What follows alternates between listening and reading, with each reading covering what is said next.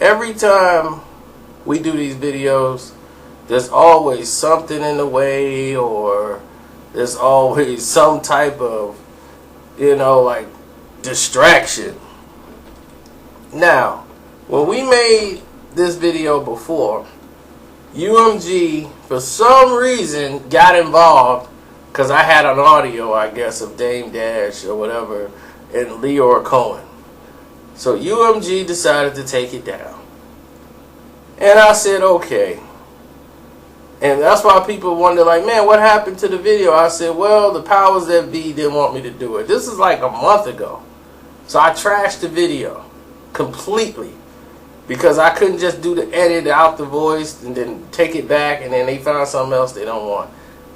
UMG don't want you to hear this video for some reason. I guess I'm really ruffling some feathers up there at the office. But now, when I do this, they're going to have a doggone good reason to take it down. I got my Drake video back, so now let's see if UMG has a problem with this one. Because I don't think this should be a problem. This is the beef between Dame Dash and Lyor Cohen, which is documented all on these other websites. Why would you have a problem with mine? Did I say something on my video that made people wake up and be like, hey, look at this? So let's get into basically why people are upset at me.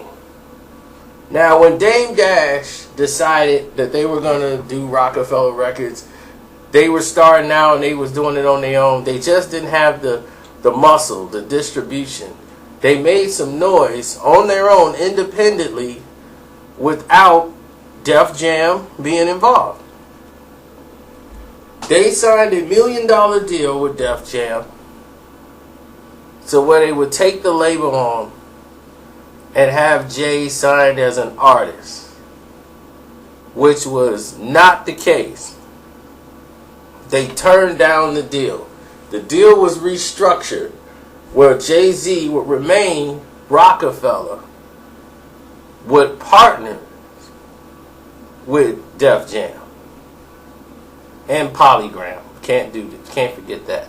So when they brought them in, it was saying, okay, we're going to come in and we're going to be respected as partners.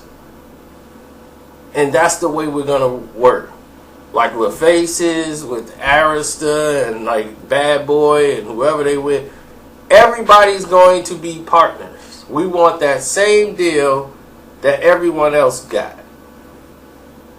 So that was basically, the whole gist of it at that point was we wanted our respect.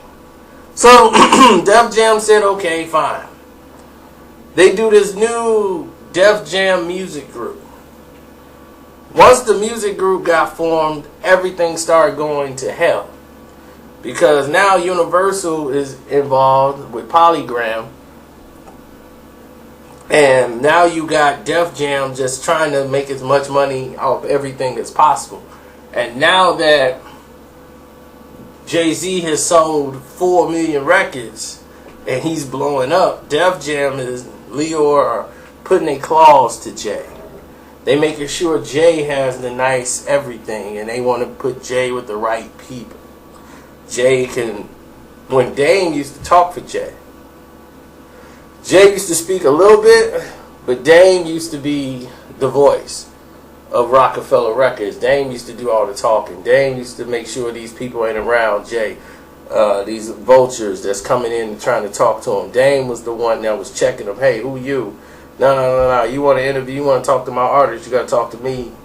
And then once Hard Knock Life, and all that stuff started jumping off, and it became too big. And Jay started saying, you can come directly to me. You don't have to go through Dame. You can just come directly to me. This was on volume 2. He was saying this. Like, you can come directly to me. So he was having his own team built. And it was getting to the point where Dame Dash wasn't needed anymore. Not for Jay-Z, who was their biggest selling artist and the only artist Def Jam really cared about. They can care nothing else about Rockefeller Records. All they wanted was Jay-Z. Him with DMX, they were like, man, we're going to make sure Jay get the best tour bus. We want Jay to have this. We want Jay to have that. And Jay was loving the attention because they were pampering him. And that's what Jay liked. Like, man, you know, this is the way it's supposed to be. And he's telling Jay at this time, when they're selling all these records, and as it's going on, Lyor Cohen is trying to groom Jay-Z to leave Dame Dash and Biggs. But mainly because they weren't treated with respect. Lyor came in, tried to be the nice guy, tried to say, hey man, I'm just fitting in, I'm cool here, you guys are cool, I like what you're doing. And Dame was an a-hole, you know, that's Dame Dash's thing. He rubs people off the wrong way, you know, being a funny a-hole. Hey man, get out of here, man, get out of here, you little fat Lyor Cohen, you a weird looking Jew, man. You're a weird looking Israeli Jew. And I don't mean that in a racist way, I mean that in a respectful way. But what do you do all day, man? You just boss Kevin Lyles around. Kevin Lyles, fat donut eating self. So Dame just is like a clown to him. He used to always clown Lyor the way he dressed. He dressed like the Beastie Boys back in '87. You gotta go back and buy some new clothes, man. You make too much money now. You make way too much money. What do you do? So he used to always clown Lyor Cohen. But it was during the Rockefeller and Rough Riders tour that they had, where they put the tour on, they put up the money for the tour, Rockefeller, but Dame Dash and Def Jam wanted to get a part of it. And Kevin Lyles was overseeing it, making sure everything, you know, was ran properly. So they were giving, Def Jam was giving out shirts. Def Jam wanted to advertise it as if it was partially theirs. And they got caught by Dame Dash because Dame Dash is recording this for a tape that he's putting out. And while he's recording this for the tape he's putting out to promote it, the whole tour and everything, during it, they're called the backstage. They trashing Kevin Lyles and exposing everything Def Jam is doing. And Lyor sees this, the execs see this, and seeing Kevin Lyles belittled like this on a tape that's going out into the masses, and it makes Def Jam look like they're crooked and they're trying to do dirty schemes, in which they was. It's a bad look. It's a really bad look. So now this really pisses off Lyor Cohen. And Lyor Cohen, when he gets pissed, he starts to maneuver and do the things that they're not too privy to, you know, as far as the business. So he had to bite his tongue, deal with them, and work with them, even though the whole time he's grooming Jay-Z. Volume 3 comes out. Mariah Carey needs Jay-Z. Volume 3 is not even out yet. They were working on Volume 3.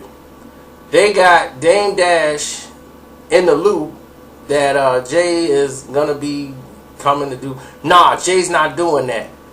They were just letting them know. Jay was already on a plane to meet Mariah Carey. He was going to meet up with Mariah Carey. She was having a show or a concert or whatever.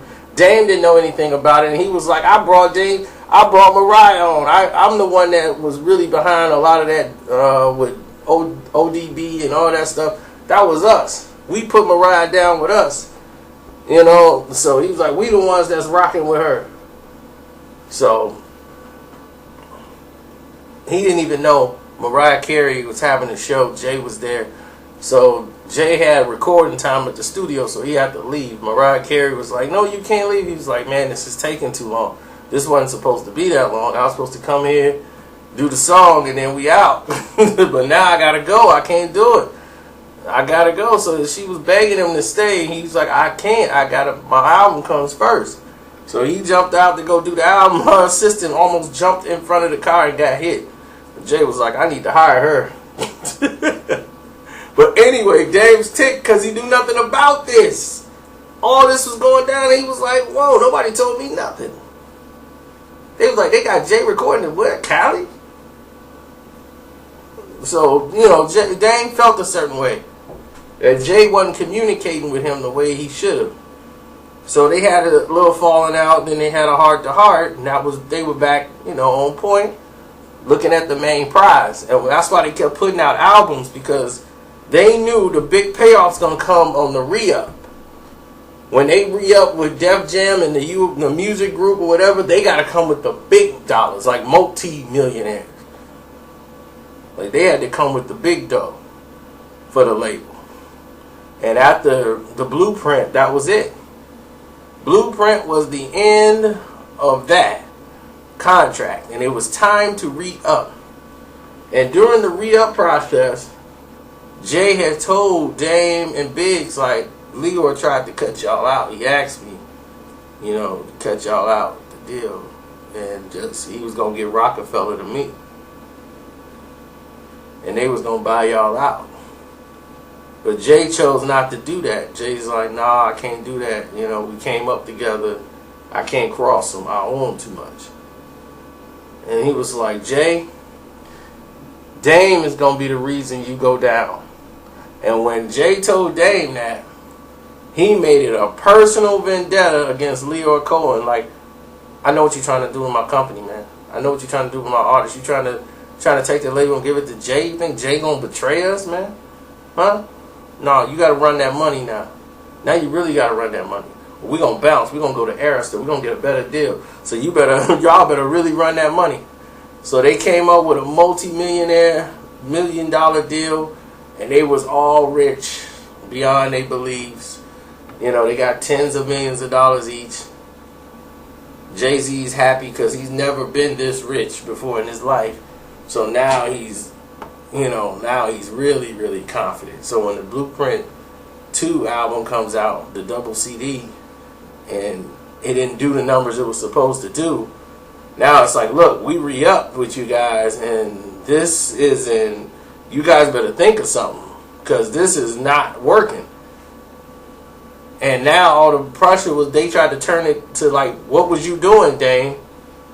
You're the manager of Rockefeller. Why is this record not selling? What are you doing? What was your role in this? I mean, why is this record not selling, Dame? So they put out another part of the Blueprint 2. And what people don't understand, like, Blueprint 2 sold 2 million records, man.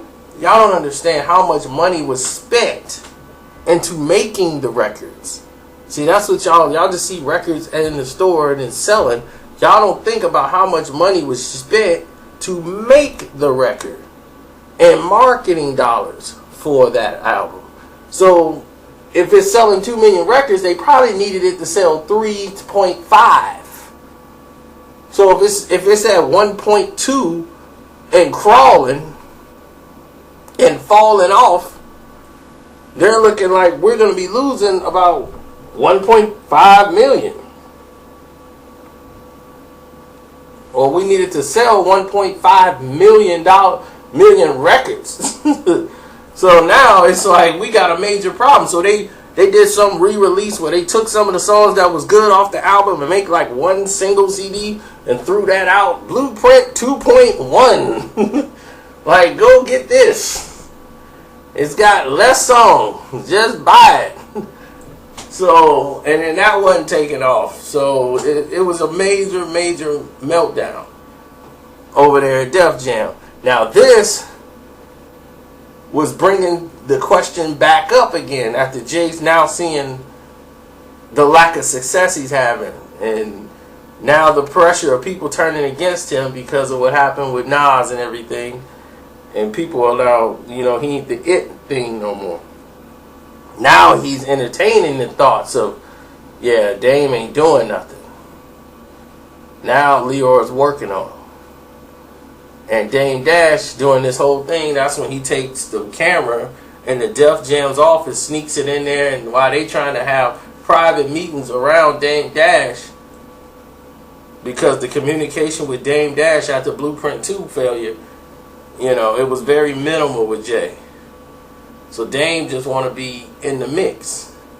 And so he come up there and yelling at Def Jam for having this meeting, and that's the stuff y'all see on Choke's video. But the reason that that's happening, and the reason why he's yelling at Dame is, why he's yelling at Def Jam and everything is because he's upset. He already knows it's done, basically.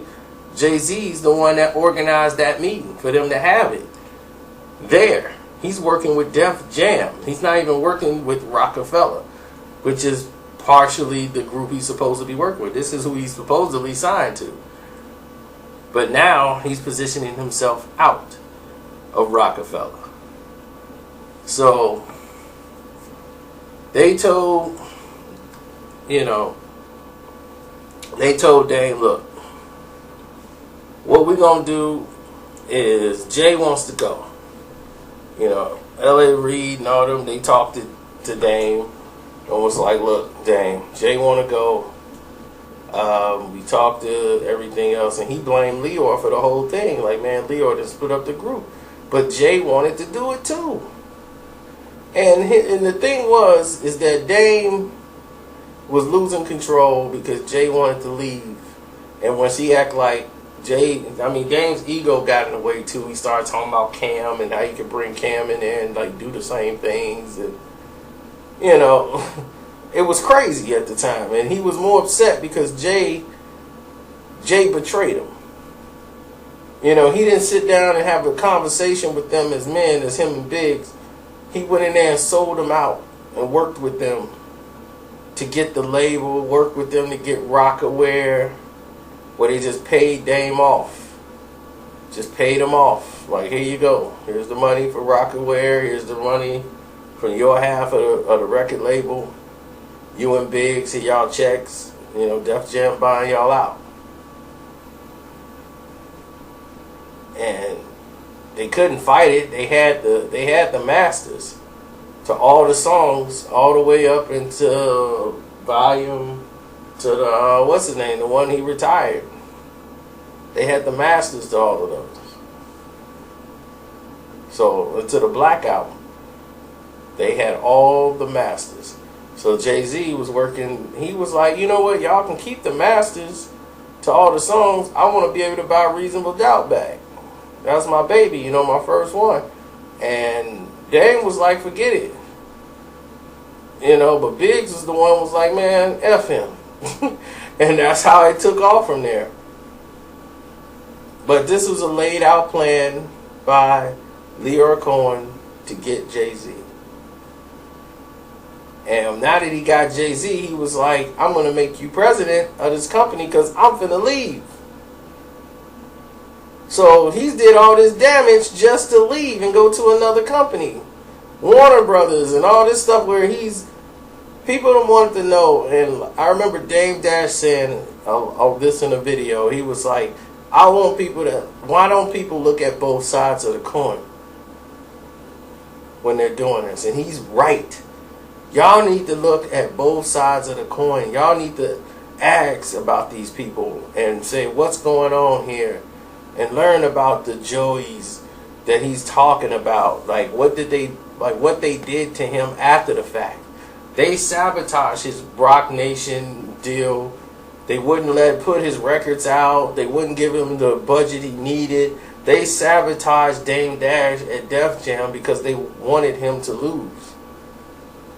And, L.A. Reid is like, man, I can't really do anything here. And L.A. Reid got out because he couldn't get the cooperation he wanted, and he saw that this is just a bad fix.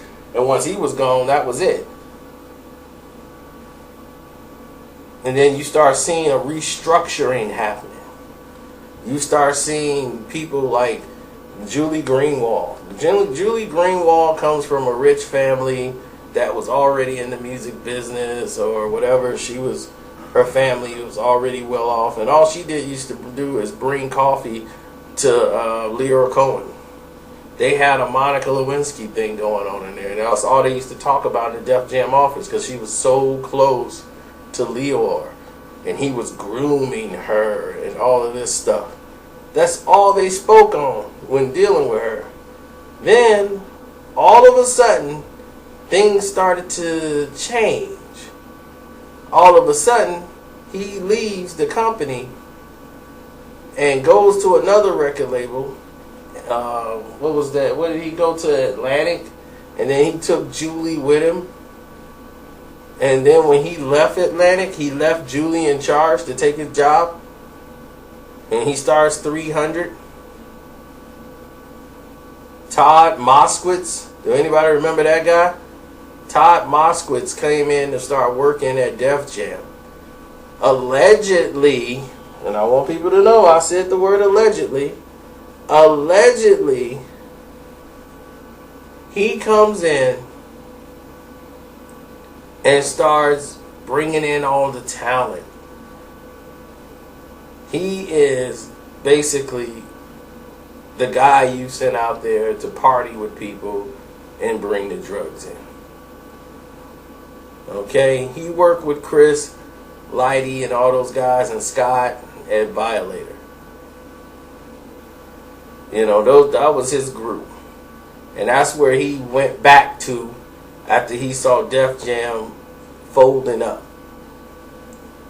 After it started conforming into what they wanted it to be, Moskowitz, who was a complete cokehead allegedly, all he did was party with people. Go out and get the drugs and do all the stuff and sign all these crazy artists and acts because he could be seen out there partying with them. Like people like Lyor Cohen, they can't do these things. So when he was at Def Jam or whatever, he's there as the co-CEO. And then he was at Warner Brothers, same role, CEO. It's the same team. Then Atlantic forms its own, the Atlantic Records Group. And this is what happened with a lot of rappers. This is where Jay-Z went for the one album. Blueprint 3 was recorded on Atlantic Records. It cost $20 million to get Jay-Z out of the Def Jam deal. They had to pay, Jay-Z had to pay $20 million to get out of that deal. And when they got out, they went to Atlantic and put out that one album, Blueprint 3, and he signed a deal with Live Nation. And Atlantic has all of these different groups. If you watch the TV show on HBO called Vinyl, it explains everything. That's why the record company wanted to stop that show. The record companies wanted HBO to stop that show. It was revealing way too much about the record business and how they were ripping off artists and the way they were forming these group labels because the record label itself wasn't making any money.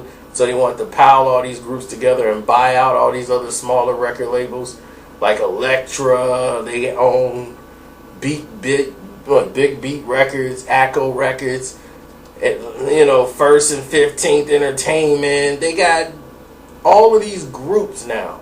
The Universal Music Group, the Warner Brother Music Group. And what happens is they own and put a stranglehold on all the music.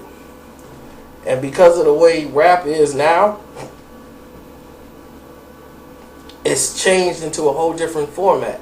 So what Lyor Cohen did was run to his own little entertainment company called 300 Entertainment. Y'all heard of 300 Entertainment?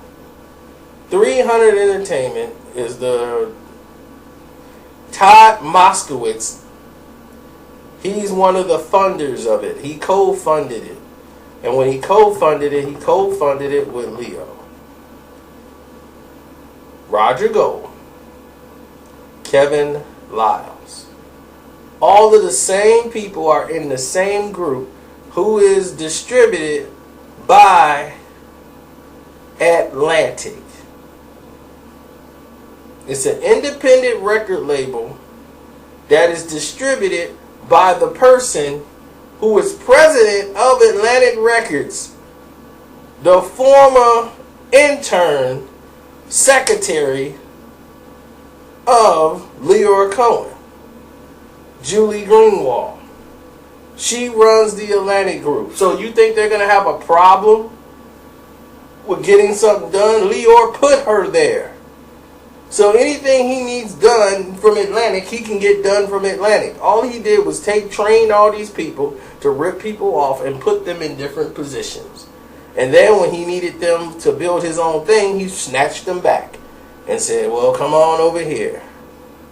Joey Manda, all he does is rip people off. He's in charge of urban music. And he doesn't even know what he's doing. He went right back. He went right back. He left Def Jam. He went there like, oh, this is dead. Let me leave this and go back. They're bringing in all the Migos and the other artists. Young Thug, Rich the Kid, Fetty Wops. 300 Entertainment. Distributed by Atlantic Records. John Janet.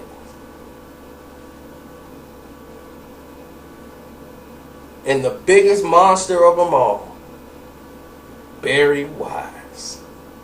Y'all talk about Suge Knight. That's nothing to what Barry does.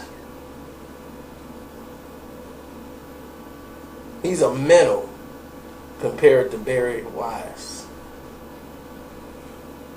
Lyor Cohen is a minnow. Roger Gold, minnow. Kevin Liles, minnows. Todd Moskowitz, minnows. Barry Wise, that's a marlin. That's a shark.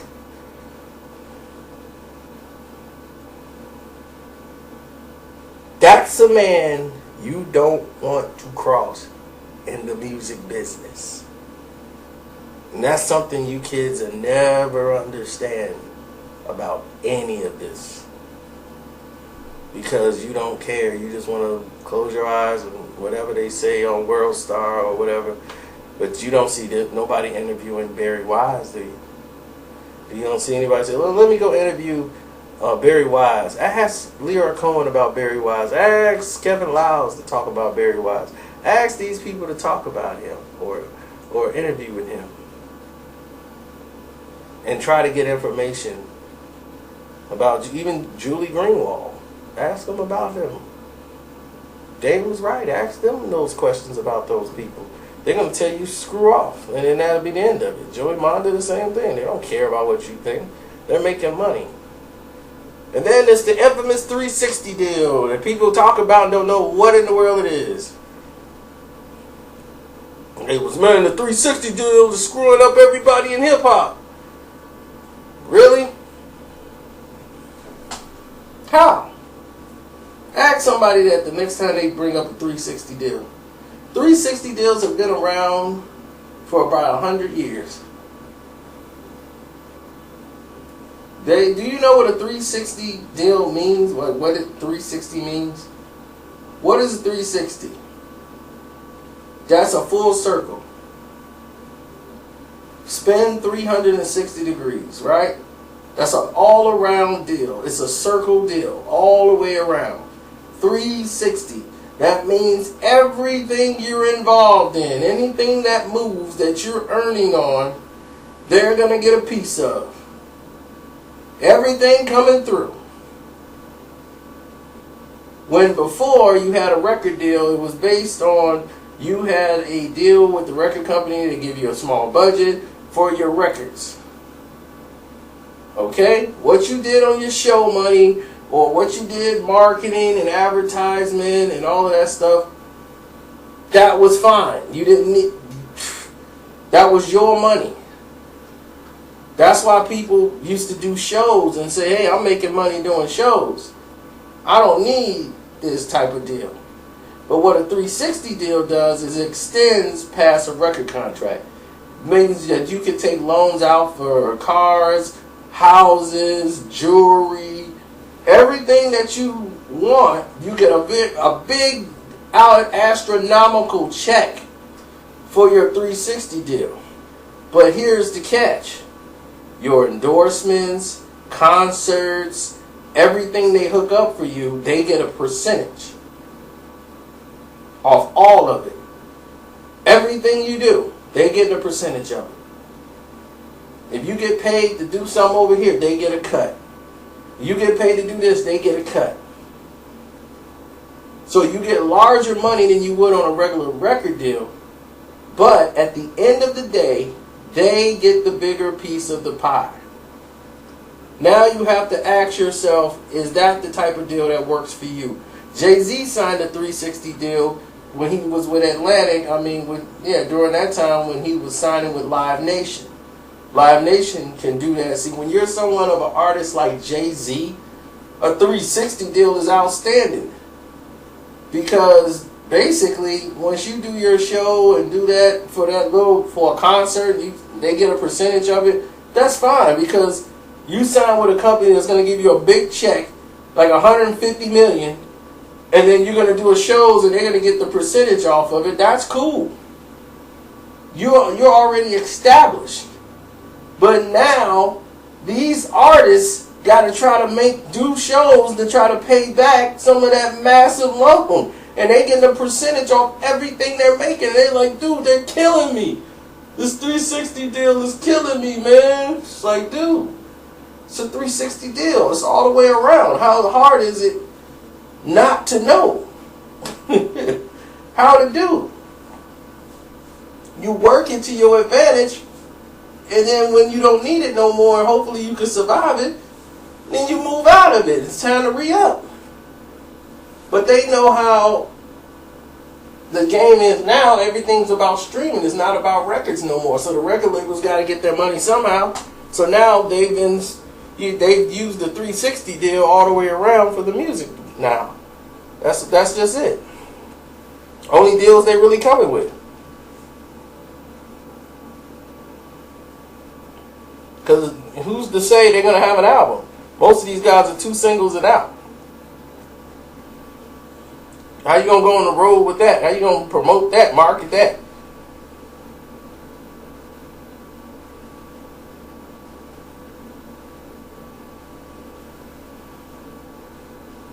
Now, I'm not saying you can never make money on a 360 deal. You can. You can make that, but you have to be a special kind of artist. You have to resonate with the actual general public. You have to actually have a career.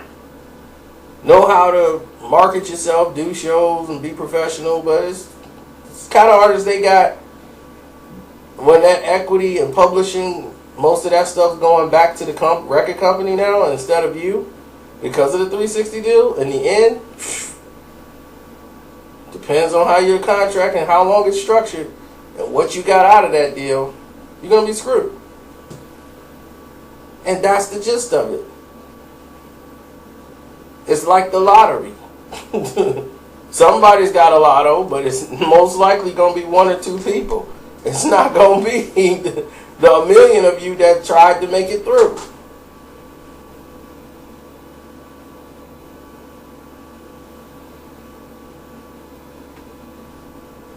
So hopefully this gets passed through. Y'all get to hear this. It's your boy Carcino. I'm out. Follow me on Twitter @Carcino. On Instagram @Carcino. I'm out.